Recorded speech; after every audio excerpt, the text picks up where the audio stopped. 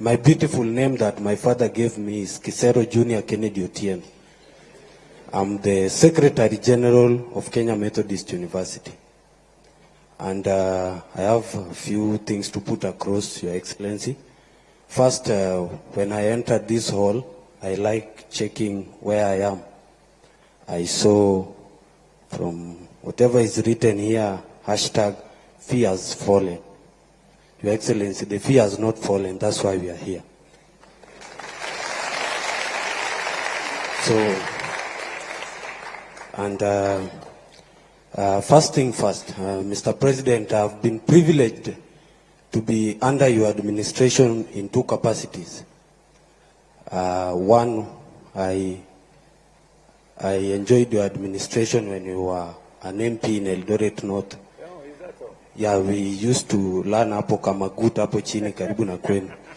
Yes. And secondly, I've also experienced your leadership now that you are the president.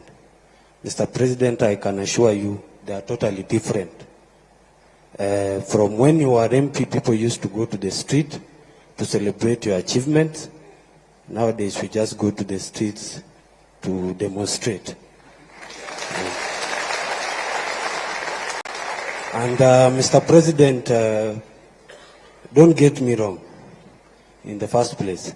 The reason is why I know when you are the president, it comes with a lot of responsibility and people to advise. And I will start off by saying those who advised in this new funding model, I will not be wrong to say there is a problem. And that's why we are here. We have to go back to the drawing board. We have to start off afresh. And my question is, Mr. President, the first question is, what was so wrong with the old funding model that we could not sit down and amend it? Because even a constitution of a country, you just don't wake up one day and bring a new constitution. We always go and say, hii clause imetufinya kidogo kama wananchi. We go to the parliament, they amend it, and they take it to the president to assent and sign it. So I feel we should go back to the old funding model and amend it. Because, Mr. President, we don't lack stakeholders, we don't lack resources. These people sitting here, watu wanafanya law, nursing, medicine, there are brains here which can sit down in those panels and say, where did we go wrong? First, I want to acknowledge that the new funding model has got good ideas, very brilliant ideas, but the implementation is very wrong, and it's not pleasing based on the fact that there are also challenges from the help. You know, when comrades sit in the same room with the help guys, it's a miracle. But we are very happy to sit down with them and discuss in your presence. Mr. President, I want to also talk about, I come from KEMU, which is a private university.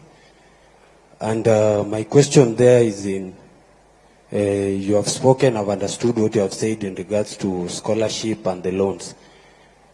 Comrades, you know, kama SG wendio mtu wa mkono. I have my president here, Masai Chebet. You know, comrades come to you and tell you, Kisero, we have been placed in this band. And people are really suffering, Mr. President.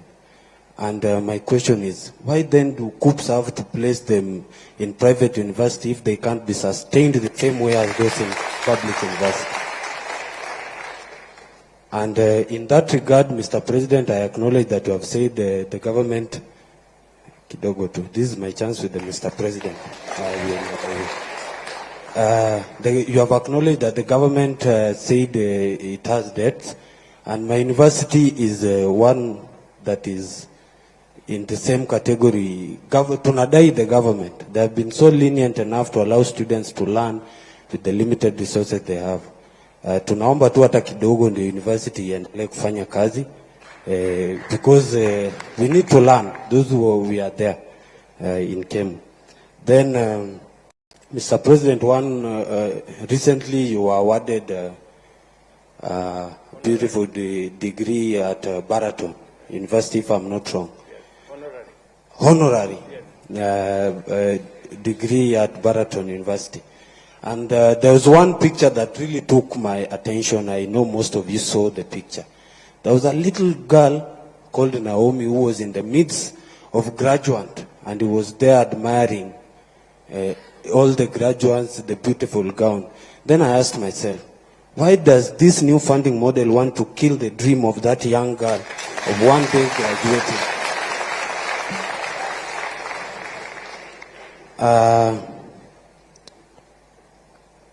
I want to say this, Mr. President.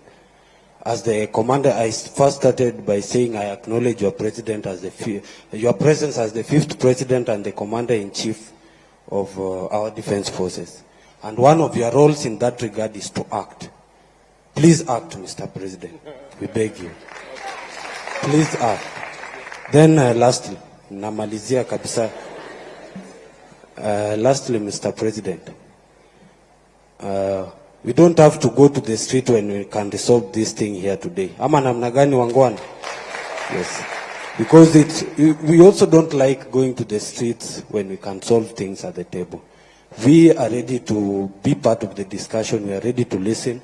We are ready to work and ensure that we change this. But the bottom line remains, let's go to the old funding model, amend it to what you wanted to achieve with the new funding model. Thank you so much. God bless you.